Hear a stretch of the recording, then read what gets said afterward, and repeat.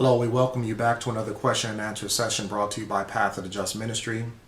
This is video number 5 in our question concerning the 2520. And we've already talked about Elder James White's rejection of the 2520.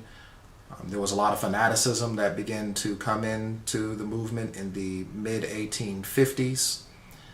The 2300 days was recalculated. There was a new starting point. And of course, this is moving and shifting one of the landmarks. That was in 1854. Then 1856, Hiram Edson challenges the traditional understanding of the 2520, saying that 677 was a mistake on the chart. So now we have 677 is a mistake, 457 is a mistake, and of course all the other time prophecies are affected in like manner.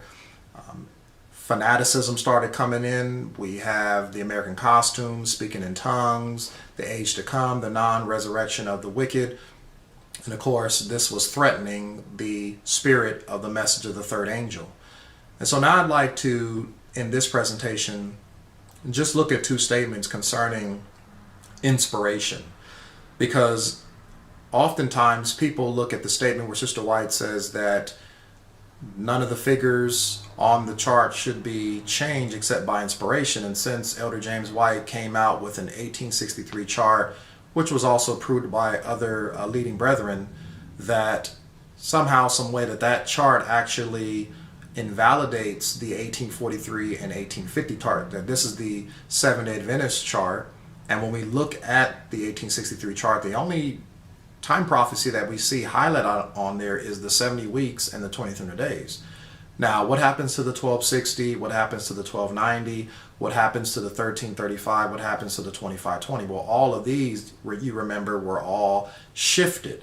And so now he got rid of those and just focused on the central pillar of the Advent faith. Now, we realize that many people are saying that the 2520 is not a biblical time prophecy, but then what happened to the 1290, the 1335, and the 1260? Are these not biblical prophecies? Do we not find them in Daniel and Revelation, yet they're not on the 1863 chart? Now, what we find on the chart is very beautiful and correct. However, the 1863 chart is focusing on the Mare vision, whereas the complete or entire vision of prophetic history. And so we realize that that particular chart is only focusing on a portion of the truth and not the completion or the complete whole of truth, which God has given to us as Seventh-day Adventists.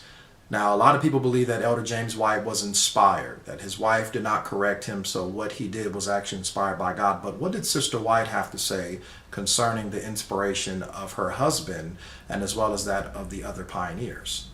Now, this statement is coming from Testimonies to the Church, Volume 1, page 612, paragraph 4. From time to time for the past 20 years, I have been shown that the Lord had qualified my husband for the work of faithfully dealing with the erring, and had laid the burden upon him, and that if he should fail to do his duty in this respect, he would incur the displeasure of the Lord. I have never regarded his judgment infallible, nor his words inspired. But I have ever believed him better qualified for this work than any other one of our preachers because of his long experience, and because I have seen that he was especially called and adapted to the work, and also because in many cases where persons have risen up against his reproofs, I have been shown that he was right in his judgment of matters, in his manner of reproving. So she said that I've never considered his judgment infallible, nor his words inspired. Now, if Sister White, who was inspired by the Holy Ghost as the other Bible prophets and apostles were, then why do we think that his article or even the chart that he let out in designing is all of a sudden inspiration and can replace what God has already endorsed concerning the 1843 and the 1850 charts? I also want to read another passage to you. This is coming from Counsels to Writers and Editors, page 33, paragraph 3. A brother asked, Sister White, do you think we must understand the truth for ourselves? Why can we not take the truths that others have gathered together and believe them because they have investigated the subjects And then we shall be free to go on without the taxing of the powers of the mind in the investigation of all these subjects. Do you not think that these men who have brought out the truth in the past were inspired of God? Speaking about the pioneers. Can we not just take what the pioneers have written and said on these Bible subjects and not have to study for ourselves? Here's the answer. I dare not say that they were not led of God, for Christ leads into all truth. But when it comes to inspiration in the fullest sense of the word, I answer no.